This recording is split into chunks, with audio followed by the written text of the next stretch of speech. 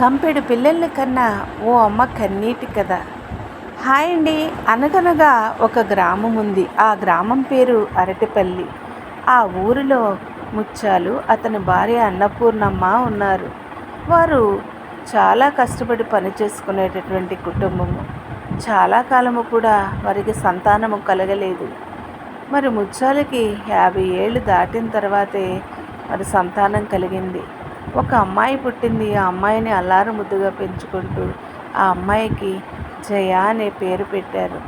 చాలా పల్లెటూరు. మరి ముత్యాలు చాలా గుండెల మీద పెట్టుకొని తన కూతుర్ని పెంచుకున్నాడు. పొలం వెళ్తే పొలము, ఎక్కడికి వెళితే అక్కడ తీసుకువెళ్ళి అన్నీ చూపిస్తూ మంచి చెడ్డలు చెప్తూ ఉండేవాడు. అయితే వారికి వృద్ధాప్యము వచ్చేటప్పటికే ఈ అమ్మాయి మరి పెద్దదయ్యింది. అయితే ఈ అమ్మాయికి మరి యవ్వన కాలం వచ్చిన తర్వాత వివాహం చేయాలని తలస్తూ ఉన్నారు. అనుకోకుండా ఒకరోజు ఈ జయ పొలం వెళ్ళి మరి నెత్తి మీద తట్ట పెట్టుకుని వస్తూ ఉంటే మరి ఒక పెద్ద దొరగారు లాంటి ఒక అబ్బాయి, ఆ అబ్బాయితో పాటు ఇంకొక పెద్ద ఆయన కూడా మరి వచ్చి వారి వాకిట్లో నుంచున్నారు. ఈ అమ్మాయి నెత్తి మీద పెట్టుకుని వచ్చిన ఆ తట్టను దించుకొని కాళ్ళు కడుక్కుంటూ ఉంది. కాళ్ళు కడుక్కుంటూ ఉన్నప్పుడు ఆ వచ్చిన అబ్బాయి తన కాళ్ళను చూసి, నేను ఈ అమ్మాయినే పెళ్లి చేసుకుంటానని పట్టుపట్టి మరి ఆ అమ్మాయిని పెళ్లి చేసుకోవడానికి వారి పెద్దవారిని మాట్లాడమన్నప్పుడు ఆ పెద్దవారు మాట్లాడారు. అయితే ఆ అబ్బాయి మిలిటరీలో పనిచేసి పెళ్ళైన 3 రోజులకే ఆ జయాన్ని తీసుకొని చాలా దూరం వెళ్ళిపోయాడు. ఆ వెళ్ళిపోయినప్పుడు బ్రహ్మపుత్ర నది మీదుగా ఓడ ఎక్కి వెళుతూ ఉన్నారు. అయితే ఆ ఓడలో మరి తనకి జయాకి ఇల్లు, ఆ ఊరు తప్ప ఇంక ఏమీ తెలీదు. పల్లెటూరు ప్రపంచము. ఒక భాష కూడా రాదు. హిందీ కానీ ఉర్దూ కానీ రాదు. తెలుగు మాత్రమే వచ్చు. అయితే ఇక్కడ కూర్చో అని చెప్పేసి పెళ్లి చేసుకున్న 3 రోజులకే తన భర్త ఆ ఓడలోని మరి ఆఖరి అంతస్తుకు వెళ్ళి మరి పడుకొని నిద్రపోతూ ఉన్నాడంట. పడుకొని నిద్రపోతూ ఉన్నప్పుడు ఈమె ఎక్కడికి వెళ్ళాలో తెలియదు. ఎవరు తెలిసిన వాళ్ళు లేరు. ఎవరికీ తెలుగు రావట్లేదు. అప్పుడు చాలా ప్రతి అంతస్తును వెతుక్కుంటూ పరుగులెట్టుకుంటూ కంగారు పడిపోతూ ఉంది. చిన్న వయసు, కొత్తగా పెళ్ళయింది, ఏ భాష రాదు. ఎంతో ధైర్యం చేసి తల్లిదండ్రులు మరి పంపించేశారు. ముక్కు ముఖం తెలియని వ్యక్తి సంబంధానికని చూసుకోవడానికి వచ్చి వెంటనే మరి పెళ్లి చేసుకుని 3వ రోజున తీసుకొచ్చేసాడు. అప్పుడు వెంటనే ఇంకెక్కడా కనిపించట్లేదు తన భర్త. అప్పుడు గొళ్ళని పెద్ద కేకేసి ఏడుస్తూ, దేవుడా, మా ఊర్లో నాకు 6 అడుగుల సమాధి స్థలం లేదని ఈ బ్రహ్మపుత్ర నదిలో చంపేయడానికి నన్ను తీసుకొచ్చావా అని చాలా కెవ్వుని కేకేసి ఏడ్చేస్తూ ఉందంట. అప్పుడు ఒక కుర్రోడు చూసి మరి సైగ చేసి, మరి నీ భర్త కోసం నువ్వు ఏడుస్తున్నావా అని అంటే, అవును అని చెప్పిందంట అర్థమయ్యినట్టు.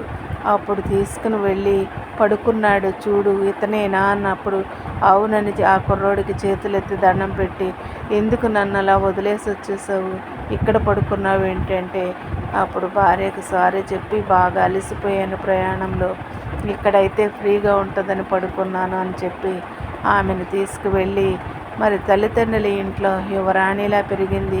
వారికి ఉన్నంతలోనే కూడా చక్కగా చూసుకున్నారు. అయితే ఇప్పుడు అత్తగారికి ఒకే ఒక్క కొడుకు. అత్తగారు కూడా మంచి ఎంప్లాయీ. అయితే భర్త ఏమో మరి మిలిటరీలో మంచి జాబ్ చేస్తూ ఉన్నాడు. చాలా ధన సమృద్ధి.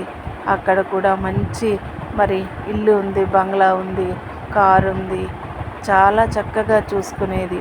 అత్తగారంటూ ఉంటూ ఉండేది, జయ, మరి నా కొడుకు నిన్ను తీసుకొచ్చాడు కదా పెళ్లి చేసుకుని, మరి నమ్మించి తీసుకొచ్చాడు, మరి మధ్యదారిలోనూ వదిలేస్తే ఏం చేసేదా నువ్వు అని అంటే, నా దేవుడు ఉన్నాడు అత్తమ్మ, నేను నమ్మిన దేవుడు గొప్పవాడు కాబట్టి నా దేవుడు నన్ను విడిచిపెట్టడు, ఆ నమ్మకంతోనే వచ్చాను అని అంటే చాలా సంతోషపడిందంట.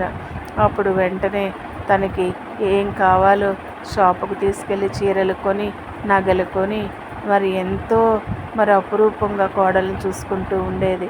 సంవత్సరానికి గర్భవతి అయింది. చక్కటి కుమార్తె పుట్టింది. అలాగా 6 కుమార్తెలు కన్నది. 3 కుమారులను కన్నది.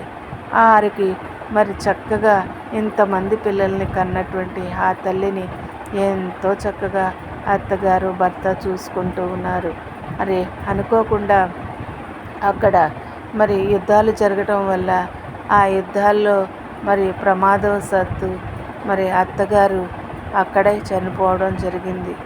చనిపోవడం జరిగితే వారికున్న డబ్బు, బంగారం, ఆస్తులు అన్నీ తీసుకుని ఆ బిడ్డలందరినీ తీసుకుని వారున్న ఊరికి వచ్చేసారు. వారికి సరిగా భాష రాకపోవడం, వారికి ఏమీ కూడా తెలియకపోవడం, అన్నీ కూడా అత్తమ్మే చేసుకునేది అనేసి ఈ డబ్బు, బంగారం ఏం చేయాలి, ఎక్కడ పెట్టాలి అనుకున్నప్పుడు వారి యొక్క అత్తగారి యొక్క చెల్లెలు వచ్చి, నేను వేరొక కలకత్తాలో మంచి సిటీలో నేను వ్యాపారం చేస్తూ ఉన్నాను. మీరు కనుక డబ్బు పెట్టుబడి పెడితే మీకు పార్ట్నర్షిప్ ఇచ్చి నేను మిమ్మల్ని మంచి స్థాయిలో ఉంచుతాను. ఇప్పటి వరకు చాలా హ్యాపీగా బ్రతికి వచ్చారు. కాబట్టి మళ్ళా మీ స్థితి ఇలాగే ఉండాలి. మీరున్న ఊరు పల్లెటూరు. మీరు వెళ్తే కనుక అక్కడ మిమ్మల్ని ఎవరైనా మోసం చేయొచ్చు. మీ డబ్బు, బంగారం తీసేసుకోవచ్చు. కాబట్టి నన్ను నమ్మి అవన్నీ నా చేతిలో పెట్టండి అని చెప్పినప్పుడు సరే అని చెప్పి అవన్నీ తన చేతికిచ్చి కొంత డబ్బు మాత్రమే, కొంత బంగారం మాత్రమే ఇవే దగ్గర ఉంచుకున్నారు. మీకు ఇదిగో కంపెనీలో పెట్టాను పెట్టుబడి, మీకు నెల కూడా అమౌంట్ మీ అకౌంట్కి వచ్చేస్తుందని చెప్పాడు. భర్త కూడా అక్కడ జాబ్ వదిలేసి అర్ధాంతరంగా బిడ్డలందరినీ తీసుకొని ఆ తల్లి లేకపోవడం, ఈ బిడ్డలందరినీ ఒక్కరితే చూడలేకపోవడం. అయితే జయ పుట్టింటికి వెళ్ళిపోదారి, అక్కడే ఏదైనా వ్యాపారం చేసుకుని బ్రతకాలి అని ఈ ఊరికి వచ్చేసారు.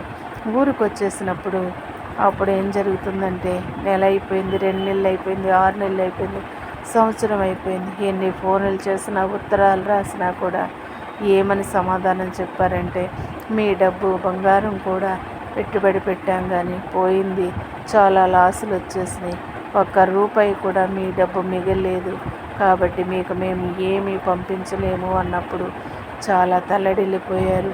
పరిస్థితులు తారుమారైపోయినాయి అని చాలా గొల్లిని ఏడ్చారు. ఏడ్చినప్పుడు ఏం చేయాలో తోచలేదు. పిల్లలు పెద్దవాళ్ళు అయిపోతున్నారు, మాటలు ఏం కాదు. పెద్దలు ఇక్కడ ఇంతమంది పిల్లల్ని పెట్టుకొని ఎలా పెంచాలి, ఎలాగ ఆహారం పెట్టాలి, వరకు వస్త్రాలు, వరకు చదువు అని చాలా బెంగ పెట్టేసుకుని మరలా కూలి పనులు చేసుకుంటూ ఆ బిడ్డలందరినీ హాస్టల్లో వేసి ఎలా అయితే చదివించి పెంచి పెద్ద చేసి ఆ బిడ్డలందరికీ కూడా ఆడబిడ్డలకి చక్కటి భర్తలను, మగ బిడ్డలకి చక్కటి భార్యలను చేసింది ఆ తల్లి తండ్రి కూడాను. అయితే కొంతకాలం ఇదే విధంగా ఉంటూ పిల్లలందరినీ చక్కబెట్టేసిన తర్వాత కారు కొనుక్కొని కార్ డ్రైవింగ్ చేస్తూ ఉన్నాడు జయ భర్త. చేస్తూ వాళ్ళ సంసారం హ్యాపీగా సాగిపోతుంది ఉన్నంతలోనే. ఒకప్పుడు చాలా బాగా బ్రతికినటువంటి కుటుంబం, ఎంతోమంది పనివారు ఉండేవారు, అంతా ఇంటి నిండా సమృద్ధి అయినటువంటి జీవితం ఉండేది. అయితే ఇప్పుడు చాలా అష్టకష్టాల పాలైన మరలా నిలదొక్కుని బిడ్డలందరికీ ఒక దారి చేసి భార్యాభర్తలిద్దరూ సుఖంగా జీవిస్తున్నారు అనుకునేటప్పటికి భర్త అనుకోకుండా ఒక యాక్సిడెంట్లో చనిపోయాడు. జయ ఒంటరిదైపోయింది. వయసు పెరుగుతుంది, ఏ ఆధారము కూడా లేదు. బిడ్డలందరూ కూడా సెటిల్ అయిపోయి ఎక్కడ వాళ్ళు అక్కడే ఉన్నారు. అయితే చాలామంది మనవలు తనకు బిడ్డలందరికీ పుట్టిన ఆ మనవలే 22 మంది వచ్చారు. మనవలు, మునుమనవల్ని కూడా చూసింది జయ. ఆఖరి స్థితిలో జయ చాలా యాక్టివ్గాని ఎంతో చురుకుదనంగా ఉండేది.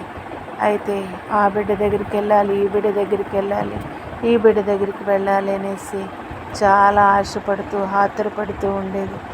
ఏ బిడ్డ దగ్గరికి వెళ్ళినా మాకు భారం అనుకుని ఆమెను సరిగ్గా పట్టించుకునేవారు కాదు, సరిగ్గా చూసేవారు కాదు.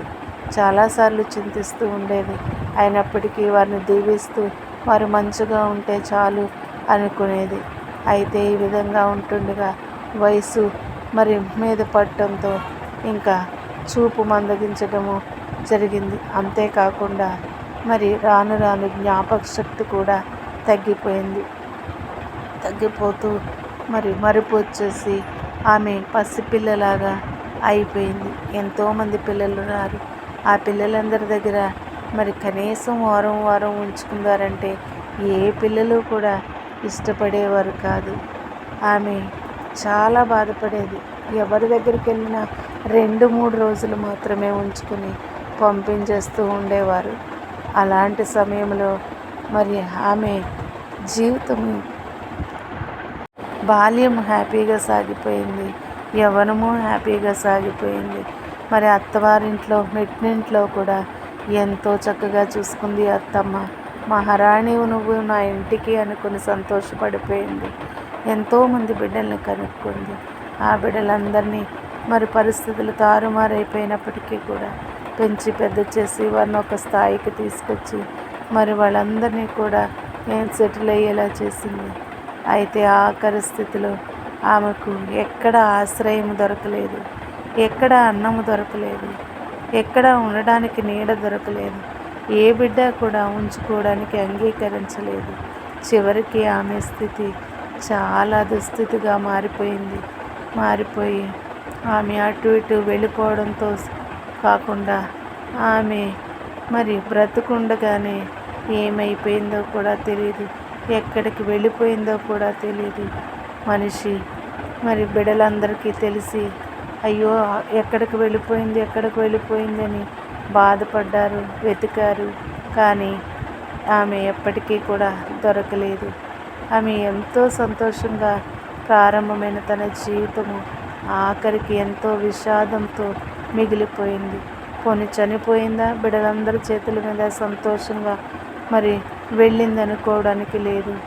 ఆమె మరి మానసిక స్థితితో బాధపడుతూ అటు ఇటు వెళ్ళిపోయి ఎక్కడికి వెళ్ళిపోయిందో, అసలు బ్రతుకుందా చనిపోయిందో కూడా ఆమె గురించి ఏ ఆచూకీ కూడా తెలియక మరి ఇప్పుడు పిల్లలందరూ కూడా చాలా బాధపడ్డారు.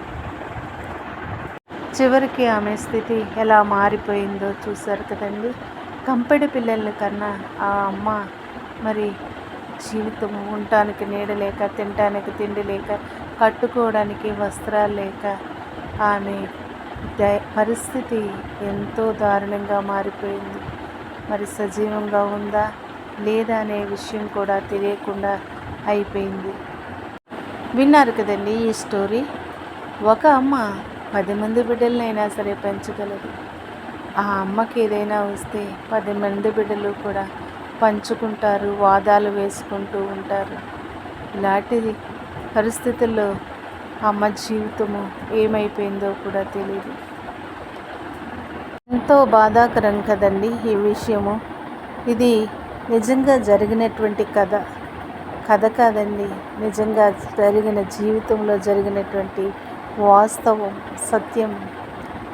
ఈ స్టోరీ మీకు నచ్చినట్లయితే తప్పకుండా లైక్ చేయండి, షేర్ చేయండి, సబ్స్క్రైబ్ చేసుకోండి. మరిన్ని వీడియోస్ పెట్టడానికి నాకు సపోర్టివ్గా ఉంటుంది.